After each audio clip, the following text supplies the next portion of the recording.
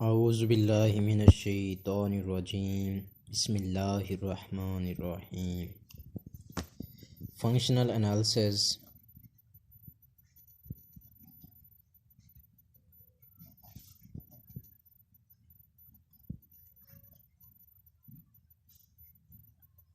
Lecture number 5। Functional analysis का lecture number 5। Example है हमारे पास एक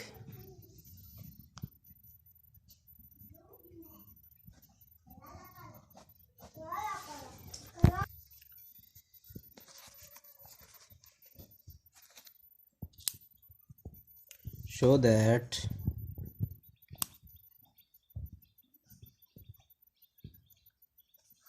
LP is an inner product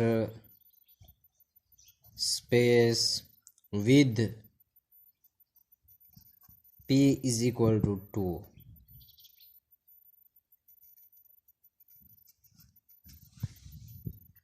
दूसरे लफ्ज़ों में हम ये कह सकते हैं कि L2 is an inner product space.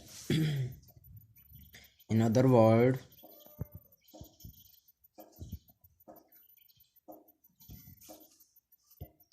L2 is an inner product space. Remark एक नोट कर लें, L2 is also Hilbert space. L2 is also a Hilbert space. Hilbert space कौन सी होती है? कंप्लीट इनर प्रोडक्ट स्पेस, यानी कि कोई भी कॉशी सीक्वेंस लें इसके अंदर तो वो कन्वर्जेंट हो। L2 is a Hilbert space, यानी कि हर L2 कॉशी स्पेस हो गए, हर L2 में हर कॉशी सीक्वेंस कन्वर्जेंट हो गए with the inner product, with the inner product defined as. कोई हमारे पास कोई से भी हमारे पास दो अगर L2 के मेंबर हों, देन इनका इनर प्रोडक्ट इस तरह से डिफाइंड हो, xi yi I is equal to 1 to infinity. In other words, simply it is a dot product or norm, and norm defined as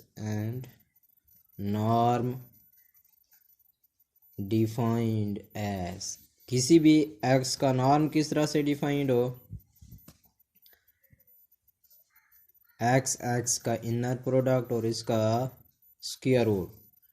दूसरे लफ्ज़ों में मैं इसे लिख सकता हूँ, इनर प्रोडक्ट किस चीज़ के बराबर होगा? Summation xi is equal to 1 to infinity. In other words, summation i is equal to 1 to infinity xi का स्क्वायर और इसकी पावर 1/2। इस तरह से इसका ना इसे कहते हैं, ये है L2 नॉर्म। अगर यहाँ पे भी 3 हो, यहाँ पे भी 3 हो तो ये L3 नॉर्म, यहाँ पे 4 हो, यहाँ पे 4 हो, यहाँ ये L4 नॉर्म। अगर यहाँ पे भी P हो, यहाँ पे P हो तो ये LP नॉर्म बन जाएगा। इस तरह से नॉर्म डिफाइंड होता है। उसके बाद आपको बताता चलूँ ये C A और B क्या होती है। C A और B ये एक स्पेस है। C A और B एक स्पेस, इसमें क्या होते हैं? स्पेस है, कैसी स्पेस है? जिसके अंदर ऑल कॉन्टिन्यूअस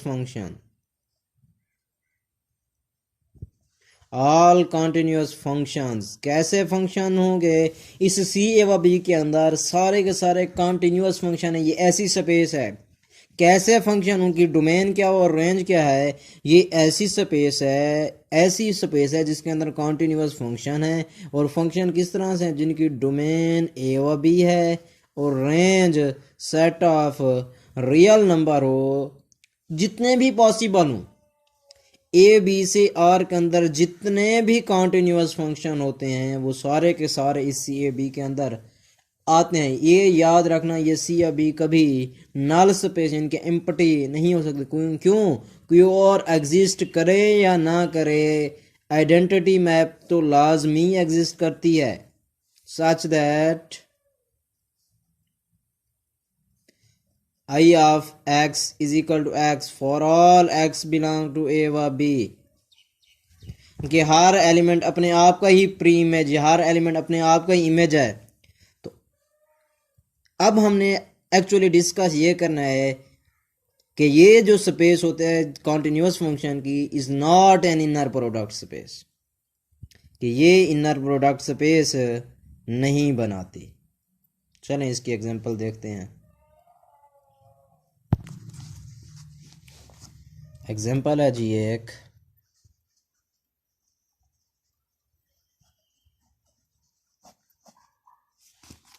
शो दैट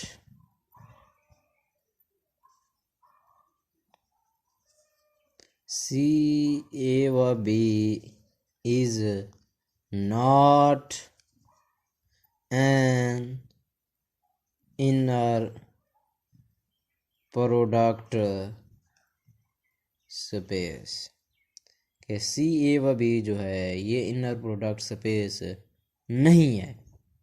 आए हम इसको शो करते हैं।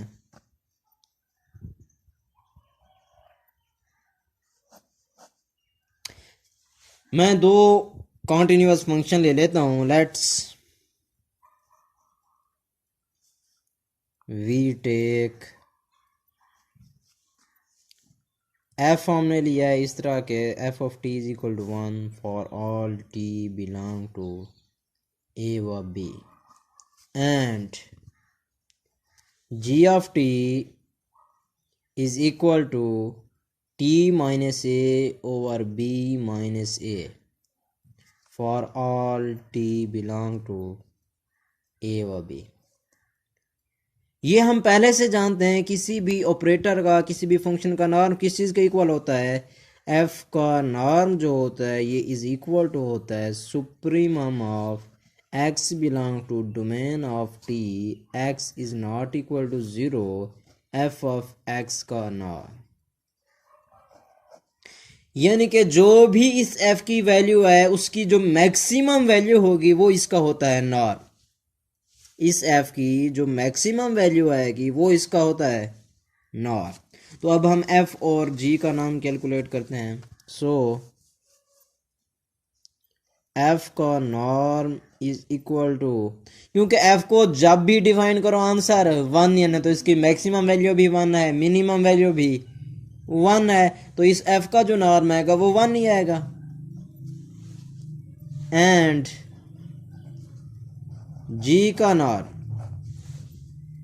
नॉर्म डिफाइन करने के लिए जी में ए भी कांस्टेंट, बी भी कांस्टेंट है, ये वाला ए भी कांस्टेंट है।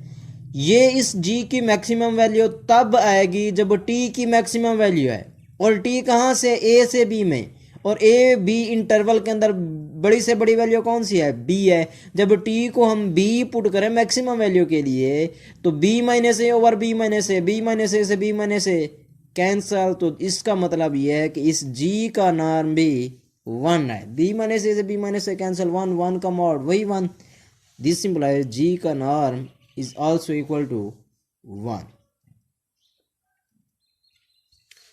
नहीं ये समझ आप लोगों को दोबारा देख लें, क्योंकि जी ऑफ टी है हमारे पास is equal to T minus A over B minus A. इसकी मैक्सिमम वैल्यू तब आएगी जब टी की मैक्सिमम वैल्यू, और टी की maximum value A B interval में बी है, तो जब हम टी को बी पुट करेंगे तो जी क्या बनेगा, B minus A over B minus A. G of B is equal to B minus cancel, यही इसकी 1 है, 1 की मैक्सिमम को मोड़ लेंगे वही 1, इसलिए जी का नाम भी 1। इनर प्रोडक्ट से पे शो करने के लिए हमने दरअसल ये शो करना होता है क्या ये पैरेललोग्राम लॉ होल्ड करता है या नहीं करता।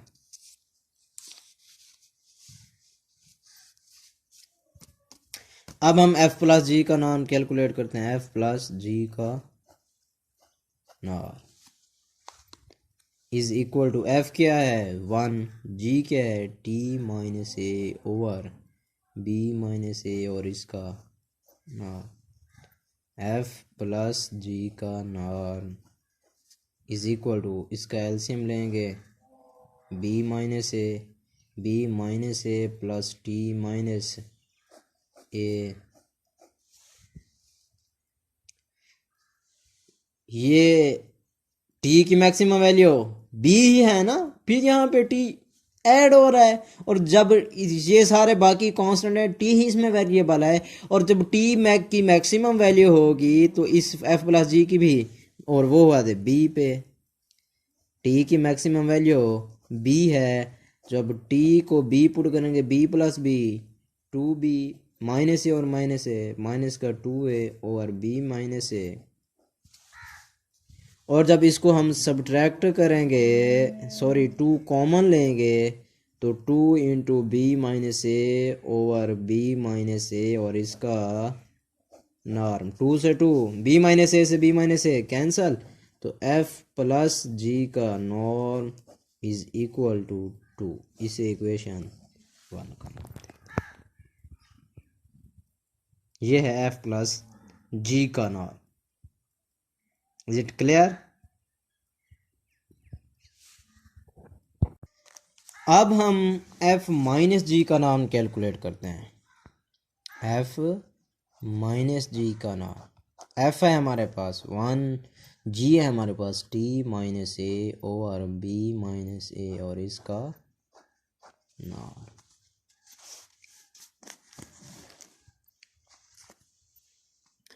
तो इसका जब एलसीएम लेंगे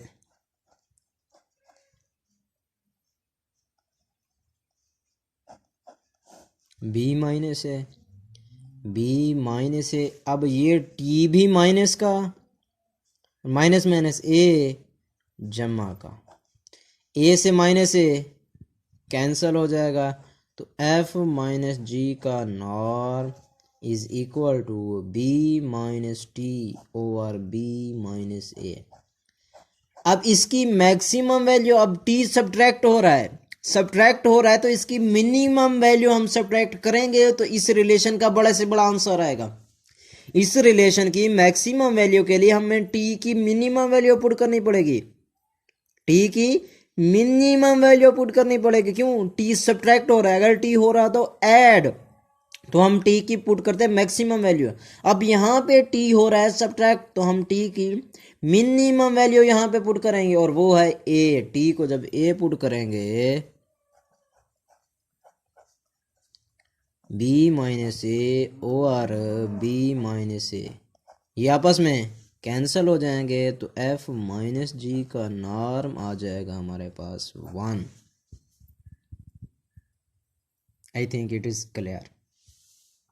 अब हम पैरेललोग्राम लॉ यूज करते हैं भाई। पैरेललोग्राम इनइक्वालिटी पैरेललोग्राम लॉ क्या है f प्लस जी के नॉर्म का square plus f minus G के नॉर्म का square is equal to 2 into f के नॉर्म का स्क्वायर प्लस g के नॉर्म का स्क्वायर। यहाँ पे हम वैल्यू पुट करते थे। f प्लस जी का नॉर्म क्या आया है हमारे पास 2 और f माइनस जी का 1, 2 का स्क्वायर f माइनस जी का 1 का square is equal to 2। f का नॉर्म भी 1 है, 1 का स्क्वायर 1, g का नॉर्म भी 1 है और 1 का स्क्वायर वही 1, 2 का स्क्वायर 4, 1 का square 1, 2 1 plus 1 2, 4 plus 1 5 is not equal to 4। 5 4 के बराबर कभी नहीं हो सकता, does not satisfy. Satisfy the parallelogram law. So C A व B is not an inner product space. इसलिए सी एवं बी इनर प्रोडक्ट स्पेस नहीं हो सकती। यही हमने शो कर।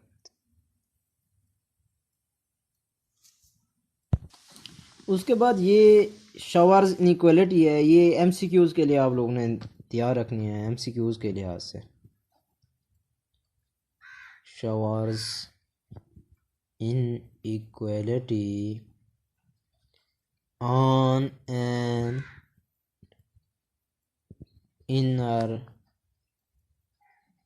Product space.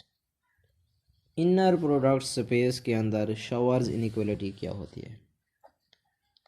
शॉवर्स इनइक्वालिटी ये कहती है एक्स वाई का mod, inner product of X Y का जो मॉड होता है वो लेस देन और इक्वल टू एक्स का नॉर्म इनटू वाई का नॉर्म। ये है शॉवर्स इनइक्वालिटी। उसके बाद है orthogonal vectors of an inner product. Orthogonal vectors of an inner product space. Orthogonal vectors क्या? ऑर्थोगोनल दरअसल कहते हैं परपेंडिकुलर वेक्टर्स को। इनर प्रोडक्ट स्पेस में हम उनको कैसे डिफाइन करेंगे वो देखते हैं। Let X Y belong to V where V is an inner product space. V is an inner product space. X Y कोई भी वेक्टर है वी से, और ये वी क्या है? इनर प्रोडक्ट स्पेस है। Then x and y are said to be orthogonal. Then x and y are said to be orthogonal.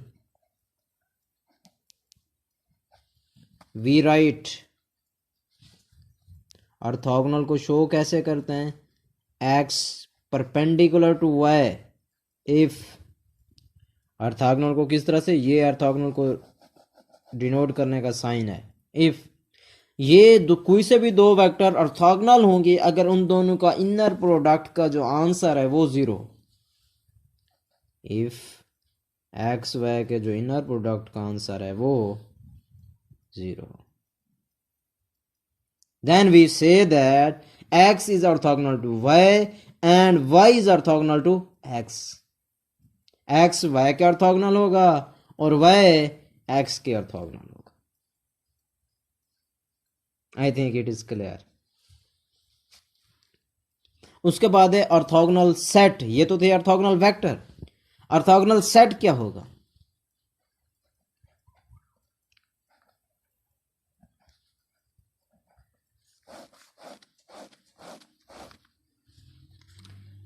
कोई भी इनर प्रोडक्ट स्पेस है in an inner product space a subset M subset of X। ये जो inner product space है inner product space X कह दें चले। a subset M subset of X is said to be orthogonal set, is said to be orthogonal set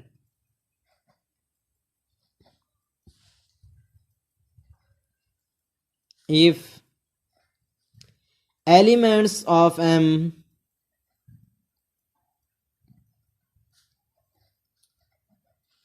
are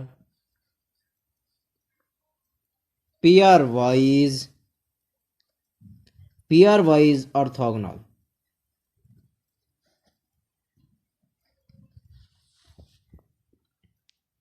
इनके कोई से भी आप दो डिफरेंट एलिमेंट लें इस एम के, उनका जब इनर प्रोडक्ट स्पेस लें अगर वो है जीरो, फिर तो ये ऑर्थोगोनल सेट होगा। कोई से भी फॉर एनी टू एलिमेंट्स आप इस एम के इसका एक ऐसा सब एम एक्स का ऐसा सबसेट हो कि एम से आप कोई भी दो डिफरेंट एलिमेंट लें, जब उनका इनर प्रोडक्ट लें तो उसका आंसर अगर जीरो है, then M is said to be orthogonal set. किस वक्त ऑर्थोगोनल होगा? एम ऐसा सेट होगा, एम के आप कोई से भी दो डिफरेंट एलिमेंट लें और उनका इनर प्रोडक्ट लें, अगर उसका आंसर जीरो है, then M is said to be orthogonal. Mathematically इसे किस तरह से लिखेंगे? एक्स वाई का inner product is equal to zero for all x Y belong to M and x is not equal to y. X और y बस दोनों same ना हो, बाकी डिफरेंट हो और उनका इनर प्रोडक्ट लें, आंसर अगर जीरो है, then we say that M is an orthogonal set. उसके बाद है orthonormal set. Orthonormal set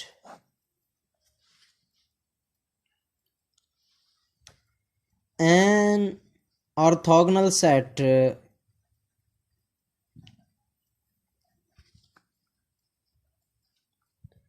M subset of X is said to be orthonormal।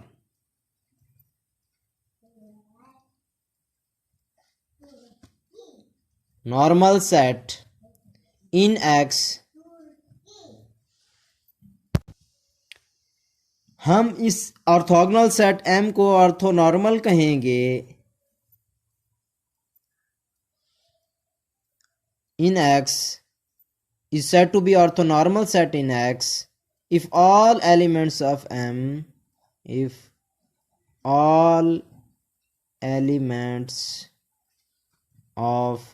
M have norm 1। Orthogonal set हो M और उसके हर element का जो नॉर्म हो वो 1 हो, then we say that M is an orthonormal set। यानी कि हर ऑर्थोनॉर्मल ऑर्थोगोनल होगा, लेकिन हर ऑर्थोगोनल ऑर्थोनॉर्मल नहीं होगा। क्यों? ऑर्थोगोनल पे एक और शर्त एक्स्ट्रा है, वो ये है कि उसके हर एलिमेंट्स का नॉर्म भी 1 के इक्वल हो। मैथमेटिकली हम इसे इस तरह से लिखते हैं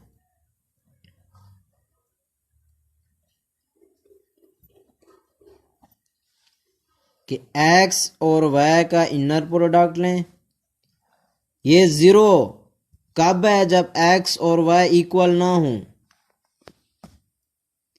और 1 दें कब? If x is equal to y। Norm के लिए इधर ही ऐसे ही होता है ना, किसी x का नॉर्म किस तरह से डिफाइन होता है?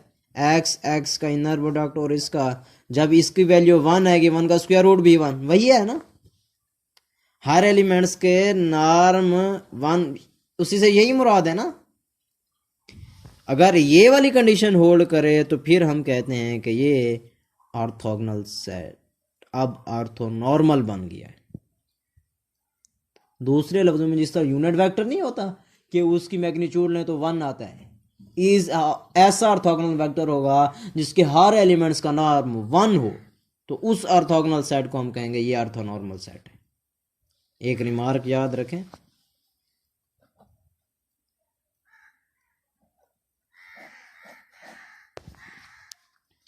Every orthonormal set is an orthogonal set, but every orthogonal set is not orthonormal set। every orthogonal set is not orthonormal.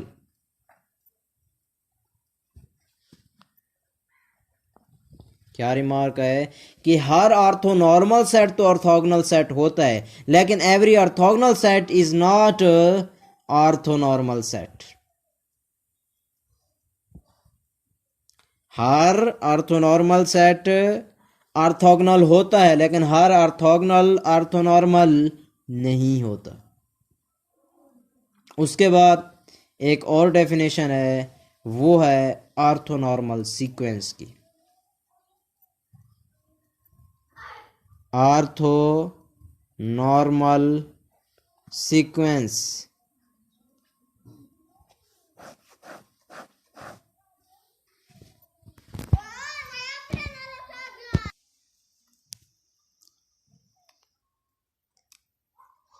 if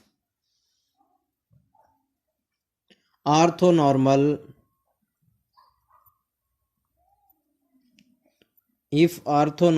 set M subset of X is countable, अगर ये countable हो, then we can,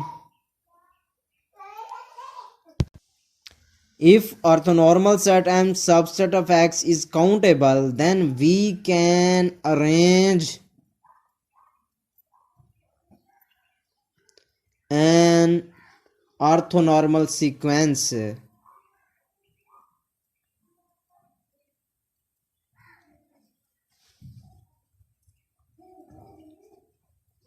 हम orthonormal sequence arrange कर सकते हैं x N इन M, इस M के अंदर। अगर ये एम काउंटेबल हो तो हम एक सीक्वेंस इस एम के अंदर अरेंज कर सकते हैं जो इस तरह से हो। If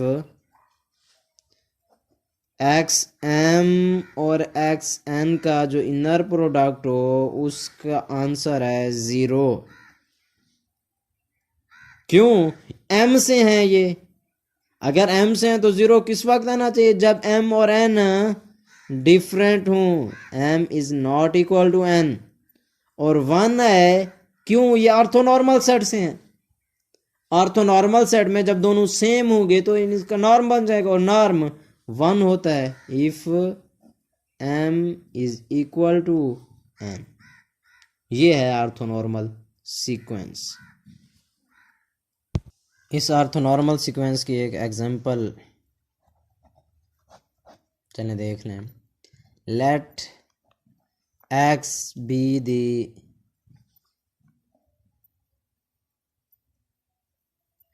inner product space of all real valued continuous functions on interval 0 और 2 पाई। सारे के सारे कंटिन्यूअस फंक्शन पॉज हैं with the inner product defined by. Inner product कैसे डिफाइंड है? With the inner product defined by F G का inner product is equal to 0 to 2 pi F of T G of T D T. ये inner product है। तो orthonormal sequence में आपको दिखाता हूँ। An orthonormal sequence in X is X N we are. ये X N कैसा हो? X N is equal to cos N T where N is equal to 0 1 2 and so on. 1 put करो तो cos t, 2 put करो तो cos 2t, 3 put करो तो cos 3t। अगर अब आप यहाँ पे लें xn और xm, सबका आंसर, अगर एन और एम डिफरेंट हों दोनों तो आंसर आएगा हमारे पास 0, अगर दोनों सेम हों तो आंसर आएगा हमारे पास 1। यही तो है, इसे आप लोगों ने शो करके मुझे दिखाना है। एक और भी बनती है, एन अदर ऑर्थोनॉर्मल